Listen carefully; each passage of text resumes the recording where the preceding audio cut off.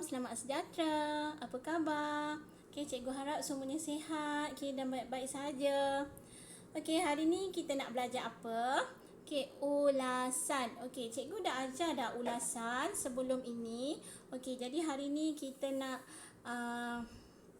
kita nak ingat semulalah apa ataupun bagaimana nak menulis ulasan. Okey, cumanya topik hari ini berbeza dengan yang sebelum ni yang kita dah buatlah. Okey, sebelum tu kita lihat dulu objektif pembelajaran dan juga kriteria kejayaan. Okey, objektif dia untuk menulis ulasan dengan betul menggunakan ayat yang gramatis. Okey, kriteria kejayaan. Okey, yang pertama menyatakan isi-isi tersurat daripada bahan. Okey, apa isi-isi tersurat yang ada dalam bahan.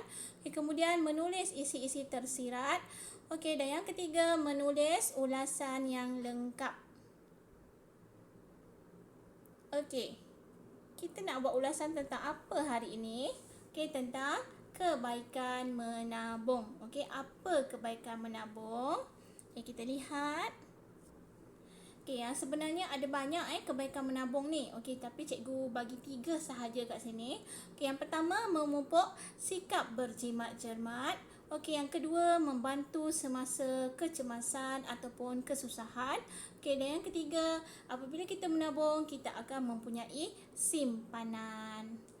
Okey, ini adalah kebaikan menabung. Okey, jadi maknanya setiap isi tersurat yang dinyatakan di sini iaitu memupuk sikap berjimat cermat, membantu semasa kecemasan, dan yang ketiga mempunyai simpanan, kamu kena huraikan. Okey, dan huraian itulah yang kita kirakan sebagai isi tersirat. Okey, yang tiada dinyatakan dalam soalan ataupun dalam gambar raja.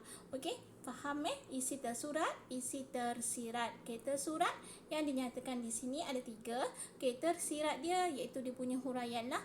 Okey, ataupun contoh ataupun kesan ataupun apa-apalah yang berkaitan yang untuk kamu huraikan tentang isi tersurat tersebut.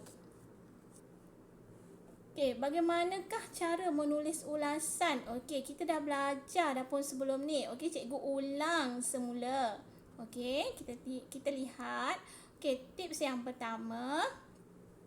Okey, tulis ulasan dia 1 perenggan sahaja, ataupun kalau nak buat perenggan, okey, kamu boleh 3 perenggan sahaja, tak boleh banyaklah, 3 sahaja. Okey, 1 tu ialah pendahuluan. Okey, perenggan kedua ialah dia punya isi-isi. Okey, dan yang ketiga penutup. Okey, kemudian tips yang kedua, okey, tulis 2 ayat pendahuluan. Okey, itu ayat rangsangan. Okey, ayat rangsangan ni adalah yang berkaitan dengan tema. Okey, apa tema dia? Okey, kat sini tema dia ialah menabung. Okey, kemudian dan ayat arahan. Okey, arahan dia ialah apa?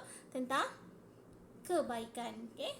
Jadi, itulah. Okey, kalau tak boleh sangat nak tulis 2 ayat, okey, sekurang-kurangnya 1 ayat sudah memadai. Okey, mesti ada pendahuluan yang menunjukkan adalah yang kamu nak ceritakan, kamu nak buat ulasan tentang apa. Okey, kemudian yang ketiga, okey, setiap isi mesti ada 2 ayat. Okey, 1 tersurat, okey. Kemudian tu lagi ayat tersirat lah, ayat untuk isi tersirat. Okey, dan yang keempat, ayat kesimpulan.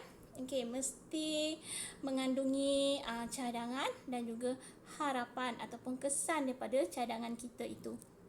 Okey, kita lihat contoh. Okey, kita lihat contoh macam mana nak tulis.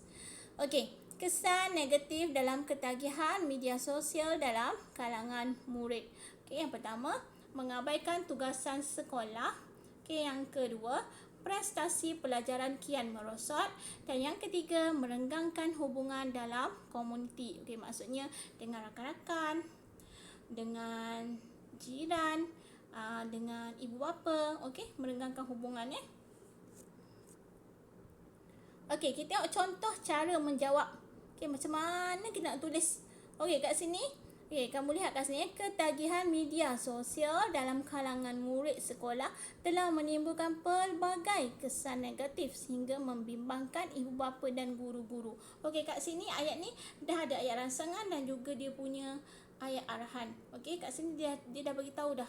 Okey, tema dia ialah apa? Tentang ketagihan media sosial.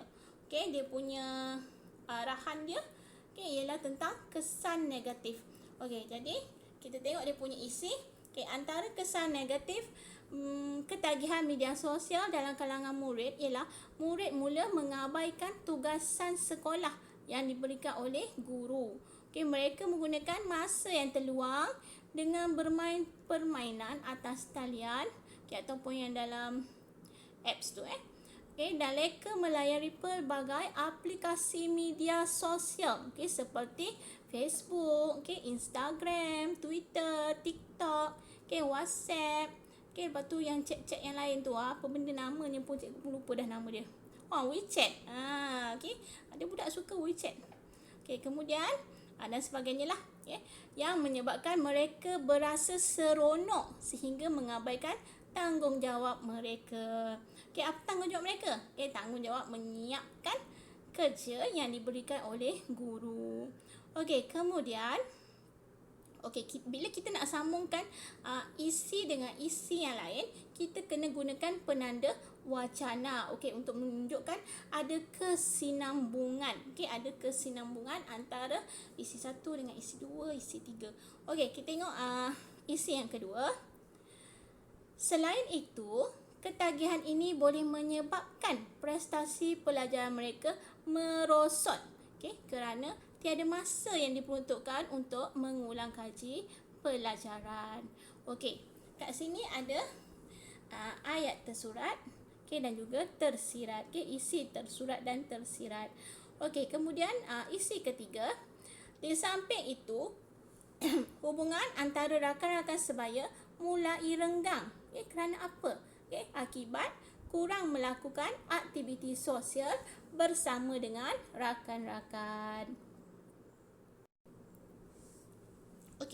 Kita lihat pula penutup. Kesimpulannya, kita cakap mesti ada ayat tu harapan, cadangan dan juga harapan ataupun kesan cadangan.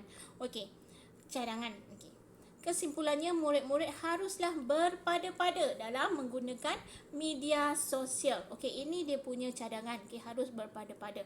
Kemudian, untuk mengelakkan ketagihan yang akan membawa pelbagai kesan negatif. Ini dia punya cadangan. Lepas tu harapan ataupun kesan daripada cadangan. Ini kesan untuk mengelakkan ataupun harapan mengelakkan ketagihan yang membawa pelbagai kesan negatif. Ini contoh cara menulis ulasan. Cikgu harap semuanya dah dapat. Macam mana nak tulis ulasan? Mesti ada pendahuluan, sedikit pendahuluan, sekurang-kurangnya 1 ayat. Kalau susah sangat nak tulis pun, awak boleh tulis gambar rajah di atas menunjukkan tentang kesan negatif, ketagihan media sosial dalam kalangan murid. Boleh tulis macam tu pun boleh. Sekurang-kurangnya ada 1 pendahuluan. Lepas tu isi kan ada 3 ataupun 4 lah, bergantung kepada soalan. Jadi setiap isi tu mesti ada isi tersirat juga. Ada huraian untuk setiap isi ni. Kemudian penutup. Jadi itu sahajalah untuk ulasan. Kita lihat dulu peribahasa hari ini sebelum kita habiskan kelas. Ukur baju di badan sendiri. Maksudnya melakukan sesuatu pekerjaan berdasarkan keupayaan diri sendiri. Katakanlah ada orang minta kamu buat apa buat dekor-dekor lah kat rumah. Pasang apa nama tu, wainscoting. Kalau kita tak mampu, kita tak boleh pun nak buat, kita tak berupaya pun nak buat, jadi tak perlulah berterus terang dengan orang itu. Sepatutnya orang tu carilah orang yang sesuai, orang yang mahir untuk membuatnya. Ataupun dalam konteks ini tentang berjimat-jimat, tentang menabung. Jadi maknanya katakanlah kita tak mampu pun nak beli sesuatu benda tu, suatu barang tu. Katalah benda tu mahal, barang tu mahal. Jadi kalau kita tak mampu, tak perlu beli. Maknanya kita kena ukur baju di badan sendiri, bukan ukur baju kat badan orang. Maknanya kalau kita tak mampu, tak perlu beli, tak perlu ikut orang lain. Tak perlu ikut cara orang. Orang tu, kalau orang tu berada, biarlah dia mampu beli. Kalau kita tak mampu, buat cara tidak mampu. Boleh faham semua? Okey, mudah sahajalah. Okey. Jadi itu sahaja untuk hari ini. Okey, jangan lupa siapkan tugasan yang cikgu berikan. Okey, kalau tak faham boleh tanya cikgu. Okey, di aplikasi WhatsApp ataupun Telegram. Okey, itu sahaja. Okey, kita jumpa lagi di kelas akan datang. Bye.